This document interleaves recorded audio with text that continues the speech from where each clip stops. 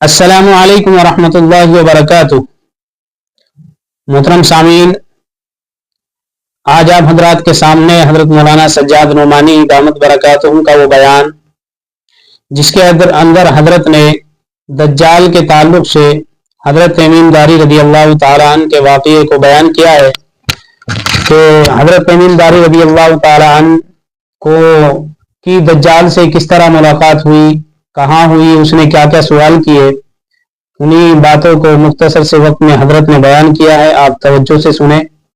اور ایک بار تو آپ نے اسی مقصد پر صحابہ کرام کو جمع فرمایا، اسی مقصد سے اعلان کروایا، ندا لگوائی الصلاۃ جامعہ۔ اور اس وقت کیا مقصد تھا آپ کا؟ سیدنا تمیم داری رضی اللہ تعالیٰ وہ ایک ایسے صحابی تھے جو گویا پہلے حضرت عیسیٰ علیہ السلام پر ایمان رکھنے والے اہل ایمان میں سے تھے۔ تو آپ نے جمع فرمایا لوگوں کو اور لوگوں سے یہ کہا کہ میں تم کو جو کچھ بھی بیان کرتا رہا ہوں، اب سنو ذرا تمیم داری سے ان کا قصہ۔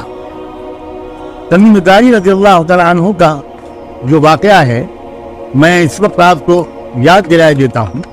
اس پورے حدیث کے الفاظ تو نہیں پڑھوں گا، نہ اس کا پورا ترجمہ کروں گا، لیکن اس کا کچھ خلاصہ انشاءاللہ پیش کرنے کی کوشش کروں۔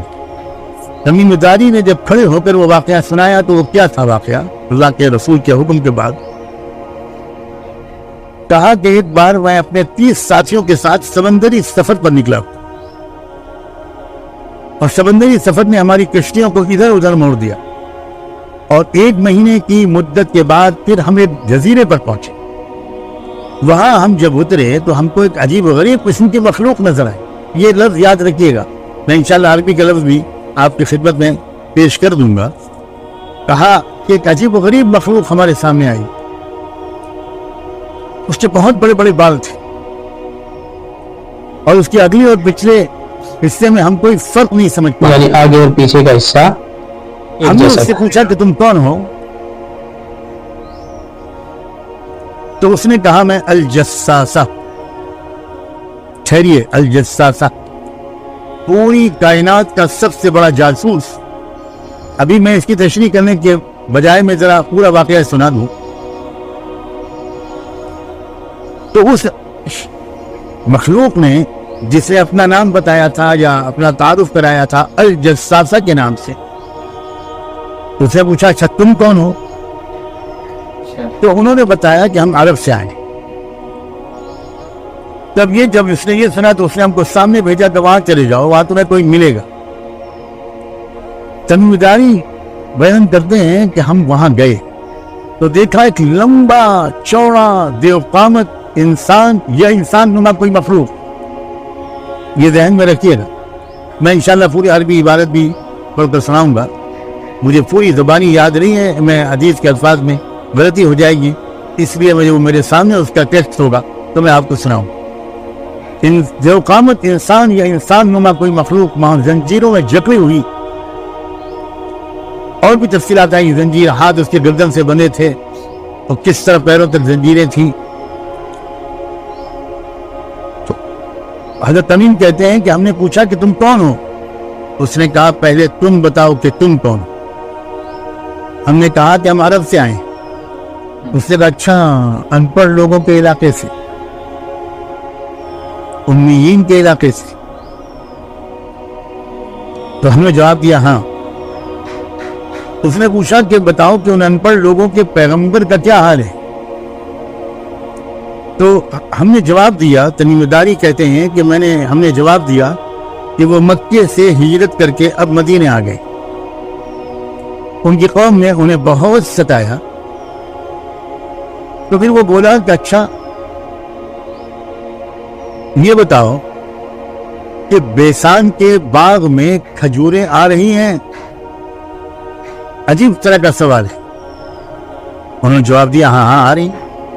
یہ باغ جو ہے یہ سیریا میں گولان کی پہاڑیوں کے نیچے ہے، اور یہ جگہ اس وقت گویا گولان کی پہاڑیاں اور اسرائیل کے قبضے میں ہے۔ وہاں کے بارے میں اس نے پوچھا۔ اب ذرا خوب دھیان سے سنیے گا کہ وہ کس علاقے کے بارے میں کس معلومات لے رہا ہے۔ پھر وہ کہنے لگا اچھا ٹھیک ہے، کچھ دن کے بعد یہ کھجوریں آنا بند ہو جائے۔ پھر اس نے دوسرا سوال کیا، اس نے کہا کہ یہ بتاؤ کہ زغر کے چشمے میں پانی ہے؟ تو میں نے جواب دیا کہ ہاں ہے۔ اس نے پوچھا اچھا بتاؤ کہ بحیرہ طبریہ کا کیا حال ہے؟ بحیرہ طبریہ کا کیا حال ہے؟ تو انہوں نے جواب دیا کہ ابھی تو ہے وہ۔ اس نے کہا کہ اس کا چشمے کا پانی بھی ختم ہو جائے گا۔ یہ سمجھ لیجئے کہ حضرت لوط علیہ السلام کی دو بیٹیاں تھیں، ایک بیٹی کا نام تھا زغر، ایک بیٹی کا نام تھا طبریہ۔ تو یہ دو تالابوں کے نام زغر اور طبریہ، یہ دونوں حضرت لوط علیہ السلام کی بیٹیوں کے نام پر رکھ دیے گئے تھے۔ اس نے کہا کہ وہ پانی بھی بہت جلد خشک ہو جائے گا اور تب میری رہائی کا وقت آئے، تب میری رہائی کا وقت آئے گا اور میں باہر نکلوں گا۔ اور پھر اس نے تمیم داری کے سوال کا جواب دیتے ہوئے کہا کہ میں المسیح الدجال ہوں۔ اس کی زیادہ تشریح تو میں اس وقت نہیں کروں گا، میں کہنا ہی تو اصل موضوع پر میں ابھی واپس آؤں گا۔ اتنا میں کہہ دوں کہ دجال کے جتنے بھی خیالات تھے وہ صہیونیت کا جو اس وقت مرکز ہے فلسطین اور اسرائیل، اسی علاقے کے بارے میں تھے، اور ان سوالات اور اس علاقے سے اس کے تعلق میں سمجھداروں کے لیے بہت کافی اشارے موجود ہیں۔ ایک بات اور ثابت ہوتی ہے کہ دجال تو بہت پہلے سے موجود ہے، نبوت میں بھی موجود تھا، رہا نہیں ہوا تھا۔ ایک وقت آئے گا کہ وہ رہا ہوگا۔ کب رہا ہوگا، اس کی کیا علامات ہیں، یہ میں انشاءاللہ بعد میں بیان کروں گا۔ مجھے پہلے اس موضوع کو مکمل کر لینے دیجیے۔ اس تمیم داری کے اس مشاہدے کو اس اہتمام کے ساتھ اللہ کے رسول نے صحابہ کو جمع کر کے جو سنوایا اور بیان کروایا، اس بات کی دلیل ہے کہ علامت قیامت اور بالخصوص دجال کے بارے میں تفصیلی علم ممکن حد تک حاصل کرنے کی امت کو ضرورت، امت میں طلب ہونی چاہیے اور کوشش ہونی چاہیے، اور وقت آ گیا ہے کہ اب اس بارے میں زیادہ سے زیادہ مذاکرے۔